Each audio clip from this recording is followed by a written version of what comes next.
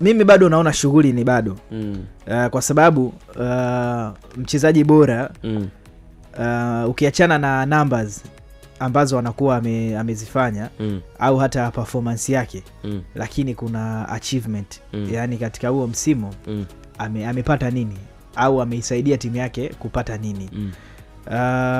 Kuna Jean Charles Ahoua, lakini kuna Pacome, kuna Dube, au ni wachezaji ambao wana namba nzuri, na kwangu mimi nawaona ni wachezaji ambao wanawania wako kwenye kinyang'anyiro cha kuwania tuzo ya mchezaji bora wa msimu.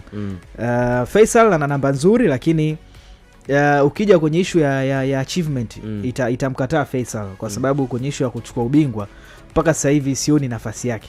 Nafasi ya kuchukua ubingwa iko kwa hawa majianti wawili, Simba na Yanga. Kwangu mimi naona bado, kwa sababu numbers nzuri ndio, kwa ukiangalia kwa Jean Charles Ahoua ana namba nzuri, Pacome pia, Dube pia, lakini naamini timu ambayo itachukua ubingwa basi ina uwezekano mkubwa sana wa kutoa mchezaji ambaye atakuwa mchezaji bora wa msimu. Kama Simba watatoa ubingwa, namuona Jean Charles Ahoua atakwenda kuwa MVP msimu huu.